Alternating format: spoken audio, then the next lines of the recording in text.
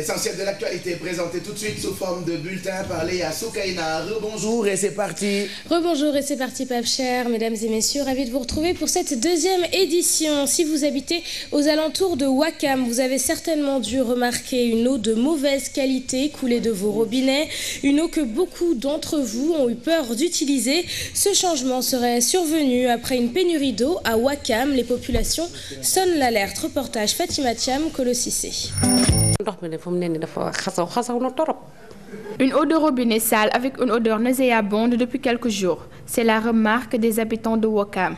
Une eau que personne ne pouvait boire ni l'utiliser pour les tâches ménagères. On ne sait pas pourquoi l'eau a changé de couleur avec une odeur nauséabonde. Même pour boire, on achète de l'eau à la boutique. L'eau est d'une mauvaise qualité depuis 3 jours. On ne peut pas l'utiliser. Vraiment, on est fatigué. Presque 3 jours. L'eau est d'une mauvaise qualité, vraiment on est fatigué avec cette eau. On risque de tomber malade et on n'a pas d'argent pour se soigner. Que les autorités nous viennent en aide.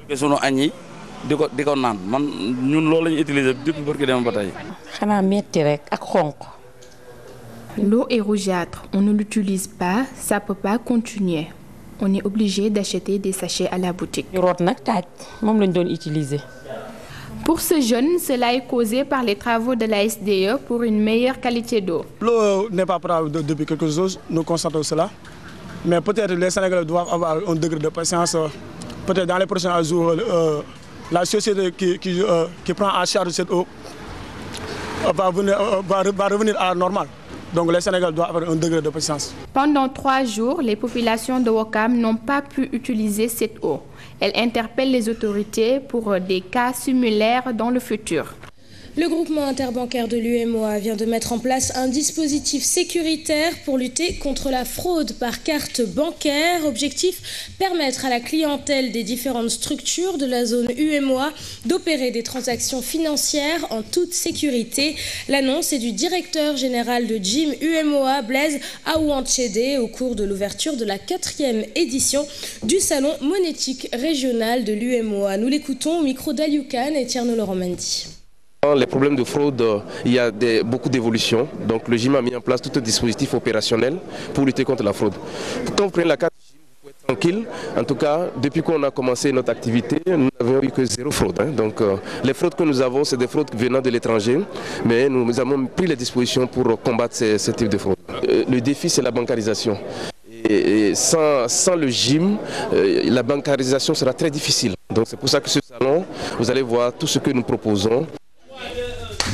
Et puis une info qui nous vient de nos confrères de l'APS, le rappeur Malal Talla, plus connu sous le nom de Fou Malade, était ce jeudi aux alentours de 23 h en audition au commissariat central de Guédiawaye pour avoir tenu des propos outrageants envers des agents de police. Le rappeur, je cite, se serait permis d'accuser publiquement avec des propos outrageants les policiers de Thiaroye Orail et de Yeumbeul en alléguant des rackets de leur part, indique un communiqué de la police nationale. Ouganda, Washington prend des sanctions contre la loi homophobe après que le pays a adopté une loi contre l'homosexualité en février dernier. Selon le porte-parole du Conseil de sécurité nationale américain, les responsables ougandais impliqués dans de graves violations des droits de l'homme, notamment contre des personnes lesbiennes, gays, bisexuelles et transsexuelles, seront interdits de visa pour les États-Unis. Sont visés la police ougandaise, le ministère de la Santé et un projet d'exercice aérien mené par les forces armées américaines en Ouganda.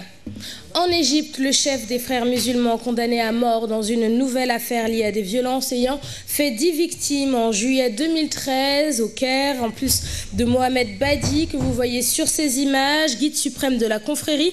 13 autres personnes ont également été condamnées à la peine de mort. Conformément à la loi égyptienne, ces peines capitales seront soumises à l'avis purement consultatif du mufti, le responsable de l'islam auprès des autorités, avant d'être confirmées ou renversées lors d'un verdict final attendu pour le 3 août prochain. Voilà, fin de cette édition. Merci de l'avoir suivi. Pape Cher, je te rends l'antenne.